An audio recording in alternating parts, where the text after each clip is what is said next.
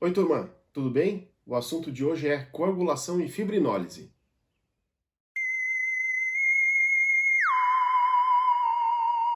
O objetivo da aula de hoje é entender como funciona a coagulação e a fibrinólise e como também ocorre a sua regulação.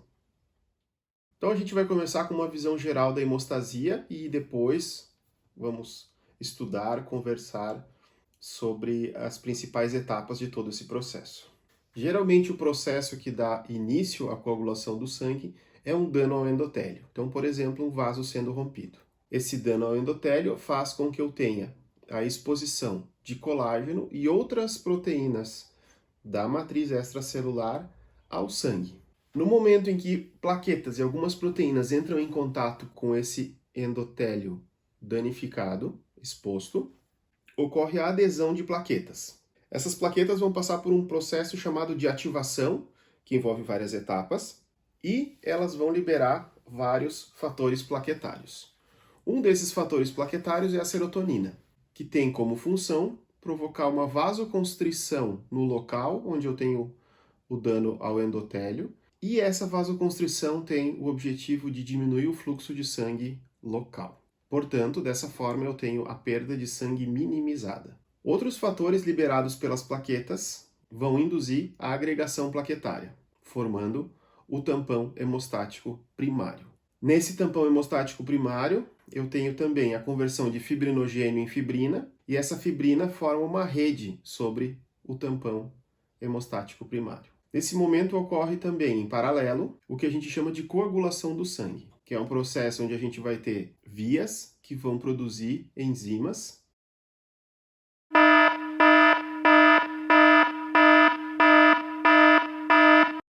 chamadas de fatores de coagulação, que vão culminar com a produção de trombina. Essa trombina converte agora uma grande quantidade de fibrinogênio em fibrina.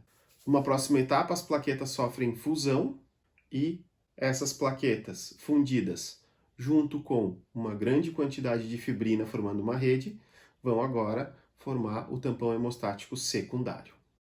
Outro ponto importante de entender é por que a gente não tem a coagulação do sangue e o processo de adesão, agregação e fusão das plaquetas quando não tem uma lesão. Acontece que o nosso endotélio vascular tem um ambiente antitrombótico. O revestimento normal das células endoteliais não ativa a coagulação. A gente chama isso de superfície não trombogênica. Um dos fatores que explica isso é o fato de que as células endoteliais possuem cargas negativas, assim como as plaquetas. Então, de certa forma, as plaquetas são repelidas pelas células endoteliais intactas.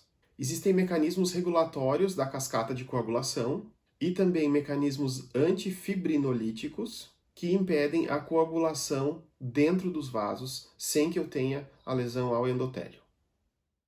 Sobre a estrutura das plaquetas.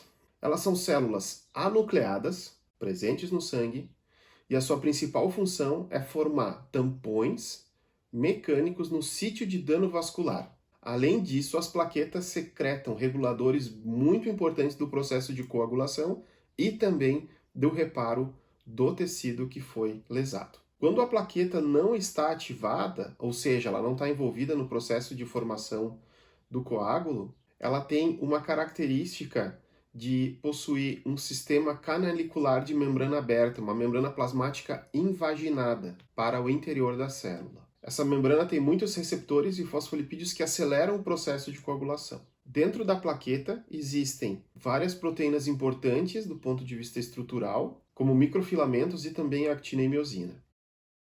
As plaquetas possuem 3 tipos de grânulos, começando pelos grânulos eletrodensos, que têm cálcio, ADP, ATP e serotonina. As plaquetas também possuem os grânulos alfa, que contêm antagonistas de heparina, fibrinogênio e o fator de von Willebrand, e elas também contêm grânulos lisossomais, que possuem enzimas hidrolíticas.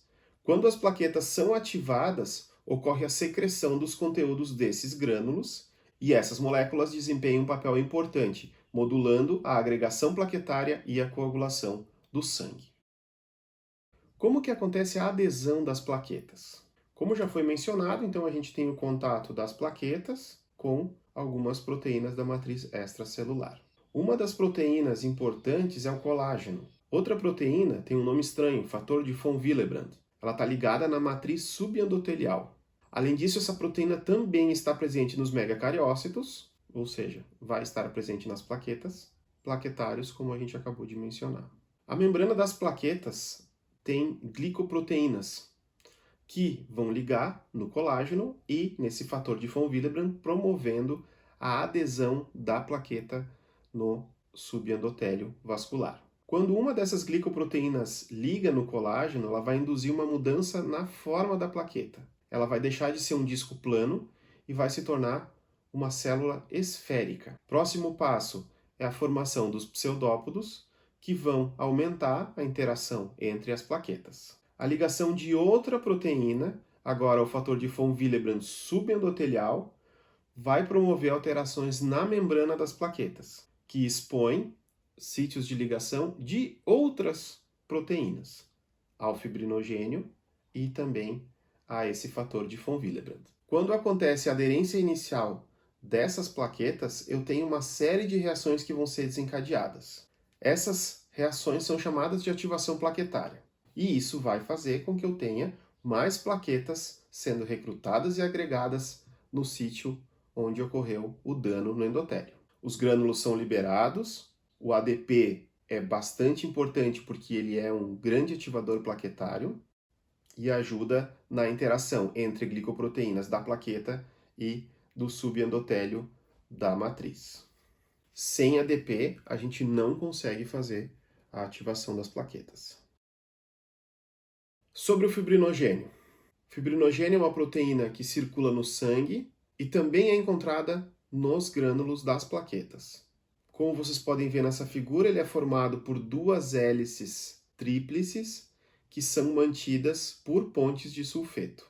A ligação de fibrinogênio em plaquetas ativadas é um passo importante e necessário para que ocorra a agregação. Quando ocorre a clivagem do fibrinogênio pela trombina, que é aquela protease ativada na cascata de coagulação, a gente tem a produção de monômeros de fibrina que vão polimerizar e juntamente com as plaquetas formam um coágulo instável ou frouxo. Então até aqui a gente teve a lesão do endotélio, a adesão, ativação das plaquetas, liberação de várias moléculas importantes dos grânulos plaquetários no momento em que elas são ativadas, a conversão de parte já de fibrinogênio em fibrina, formando essa rede sobre as plaquetas e formando esse coágulo frouxo. A partir daí, e em paralelo, o que acontece é a cascata de coagulação sanguínea. A formação do trombo é aumentada pela ativação da trombina. A ativação da trombina é mediada por uma interação muito complexa que constitui a cascata de coagulação sanguínea. Essa cascata é formada por proteínas que funcionam como cofatores ou como proenzimas, ou zimogênios. Aqui nessa tabela a gente tem vários fatores de coagulação. Essas proteínas estão presentes no sangue como proenzimas, ou zimogênios. Elas são ativadas pela clivagem da sua cadeia polipeptídica, em um ou mais pontos. Alguns desses fatores de coagulação, por exemplo, fator 7, 11, 9, 10, 12 e a protrombina, que é o fator 2, são serina-proteases.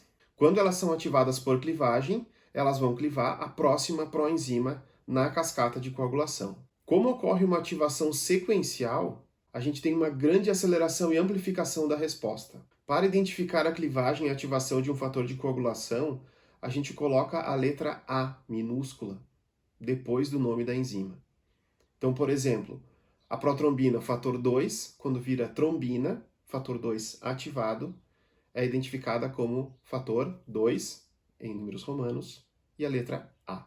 A gente tem também proteínas cofatores, como por exemplo o fator tecidual e os fatores 5 e 8, que servem como sítio de ligação para outros fatores. Diferentemente de outros cofatores da coagulação, o fator tecidual é uma proteína integral da membrana, que não precisa de clivagem para ativar sua função.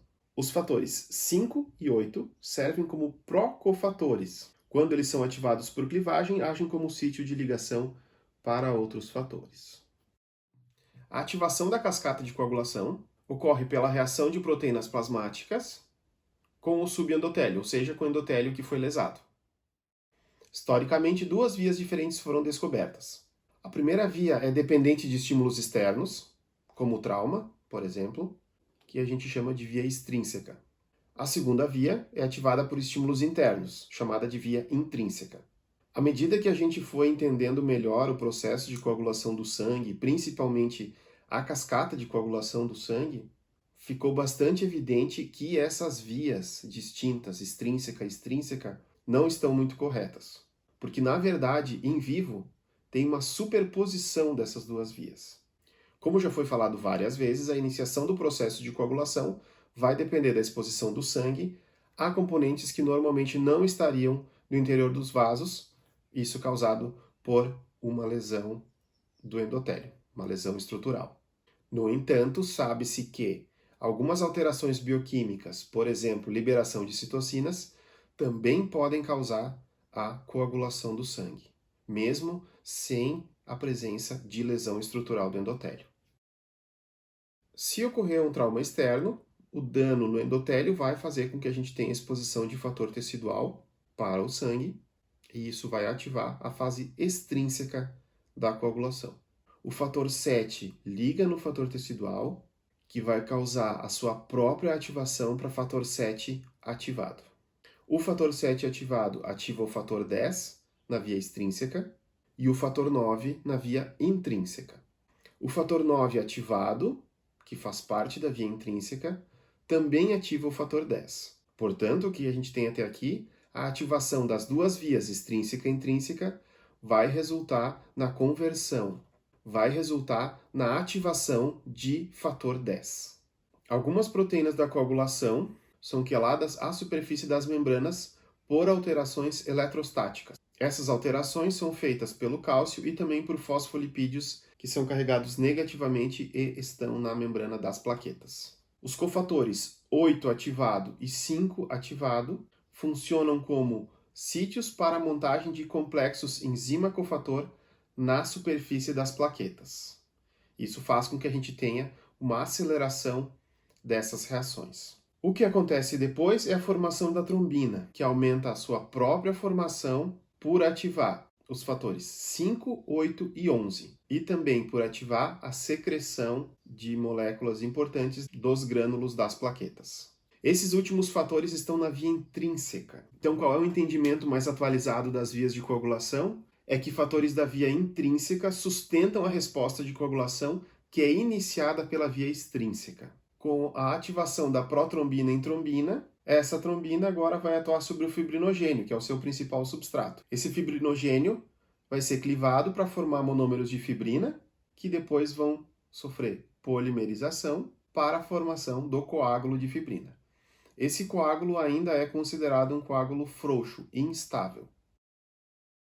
O que esse coágulo precisa para ficar mais estável é um processo chamado de ligação cruzada. Essa ligação cruzada requer o fator 13 ativado. Quem faz a clivagem do fator 13 e a sua consequente ativação? A trombina. O fator 13 ativado vai catalisar uma reação entre as cadeias laterais de glutamina e lisina em monômeros de fibrina adjacentes. Essas ligações vão prender de forma agora muito mais estável e forte esses monômeros de fibrina. Como foi mencionado anteriormente, essa ligação cruzada faz com que esse coágulo de fibrina agora seja resistente a danos mecânicos e também proteolíticos. Então agora a gente tem a formação de um coágulo estável. Falando rapidamente de outras proteínas da via intrínseca clássica, a gente tem a pré-calicreína e o cininogênio de alto peso molecular. A gente ainda tem a presença de fator 12 e fator 11. Apesar dessas moléculas desempenharem um papel importante na via intrínseca clássica, a deficiência dessas proteínas não causa um distúrbio de coagulação. Na prática, em vivo, em condições normais, a ativação do fator 7 junto ao fator tecidual, com a ativação dos fatores 9 e 10, parece ser suficiente para ativar todo o processo de coagulação. Por isso, a gente hoje trabalha com esse modelo misto, onde a gente tem essa superposição das vias intrínseca e extrínseca. Outra questão interessante da cascata de coagulação é falar um pouco sobre os complexos de fatores de coagulação que são formados nesse processo. Como a gente pode explicar esses complexos de fatores? Por exemplo, o início da coagulação acontece com a ligação do fator 7 ativado ao fator tecidual e a ativação dos fatores 9 e 10. Um outro complexo formado pelo fator 9 ativado e fator 8 ativado ativa também o fator 10, com uma eficiência muito maior. Esse fator 10 ativado vai agora formar um outro complexo com o fator 5 ativado, que vai converter o fator 2, que é a protrombina, em fator 2 ativado, que é a trombina. De novo, lembrando como é importante a presença do cálcio em todos esses complexos de fatores. Esse modelo é o que provavelmente é o mais próximo do que acontece em vivo. Talvez vocês estejam se perguntando, então, por que tem uma via intrínseca clássica, uma via extrínseca clássica, não bate na caneca de novo, e hoje a gente tem esse modelo da superposição das duas vias e desses complexos de fatores. Uma das causas disso ter acontecido é que, quando a gente começou a descobrir como a coagulação acontecia, isso foi feito in vitro. Então, a gente retirava sangue, colocava num tubo de vidro, e a partir daí estudava como acontecia a coagulação do sangue. Claro que em vivo, dentro do nosso corpo, isso vai acontecer de forma um pouco diferente. Então, importante também mencionar algumas coisas sobre a famosa vitamina K e como ela altera a coagulação do sangue. A vitamina K é importante porque ela promove uma modificação na estrutura de alguns fatores de coagulação. Então, esses fatores em resíduos de glutamato, como mostra essa figura, eles serão carboxilados. Então, onde eu tinha um resíduo de glutamato, eu vou ter um de carboxiglutamato. Esse processo é muito importante, principalmente no fator 2, trombina, no fator 7, 9 e 10. Porque esses resíduos de carboxiglutamato desses cofatores vão ligar aos seus sítios de ativação, formados por fosfolipídios na superfície das membranas celulares e por cálcio. E como acontece a regulação do controle da coagulação? Nós temos 3 mecanismos importantes que são responsáveis pelo controle da coagulação. O primeiro deles é a proteína C e a proteína S, o segundo é a antitrombina e o terceiro é o inibidor da via do fator tecidual. Então vamos a alguns detalhes de cada um desses mecanismos. A trombina é multitarefa na coagulação do sangue. A gente já viu que ela é importante porque ela degrada o fibrinogênio em fibrina. Ela também vai ativar o fator 13, que vai fazer a ligação cruzada e estabilizar o coágulo, formando o coágulo estável. E ela também vai ser importante no processo de inibição da própria coagulação. Então ela é um severino da coagulação. Os efeitos antitrombóticos da trombina são causados pela sua ligação a um receptor na célula endotelial, chamado de trombomodulina.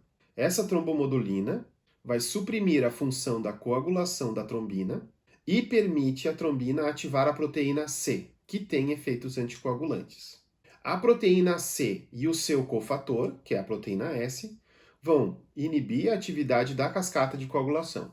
Depois de ativada, a proteína C forma um complexo com a proteína S. Esse complexo é chamado de proteína C ativada.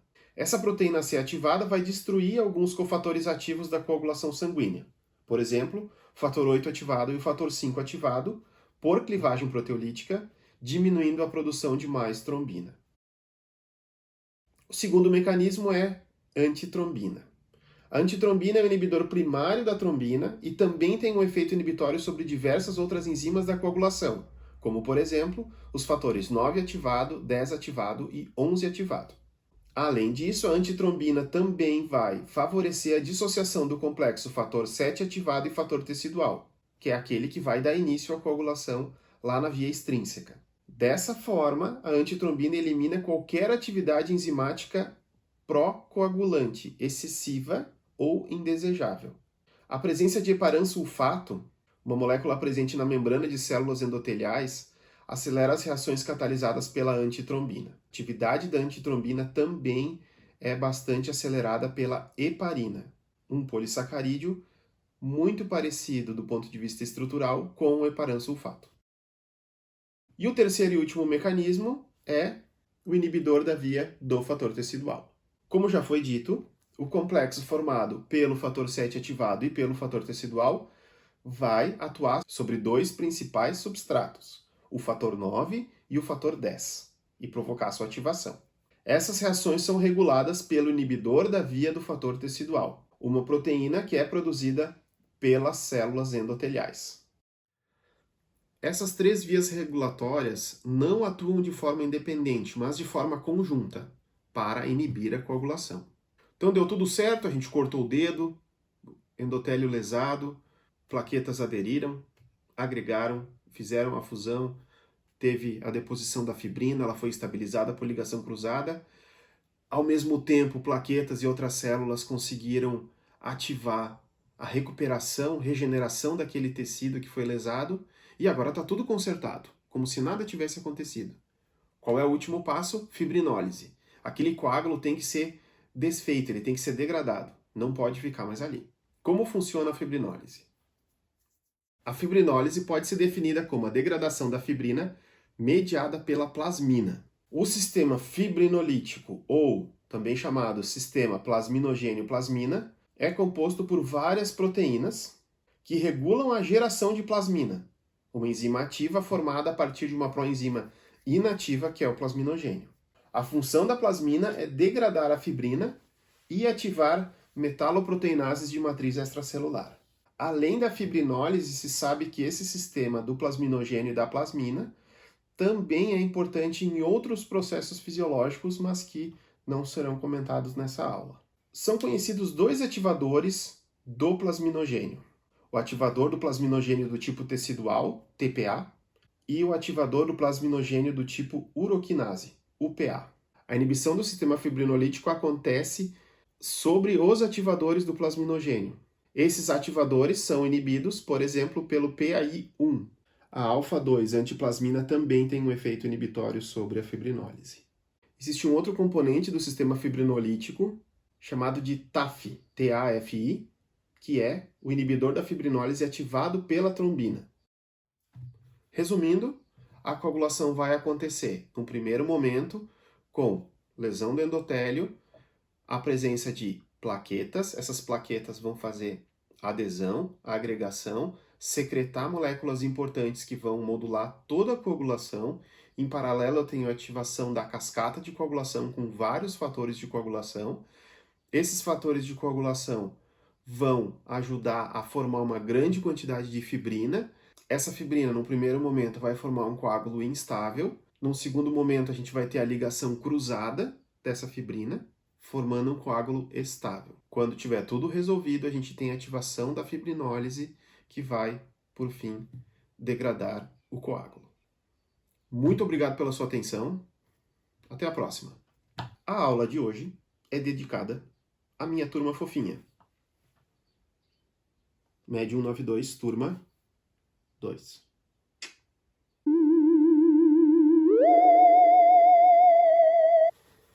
Quatro minutos de gravação e a única coisa que eu vou aproveitar até agora é: oi, bom dia, turma, beleza? Aula sobre tal coisa. Tá, tô bem, né? E essas moléculas?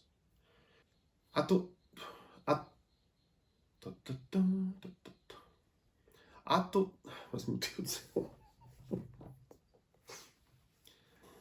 Nossa, que viagem tudo isso.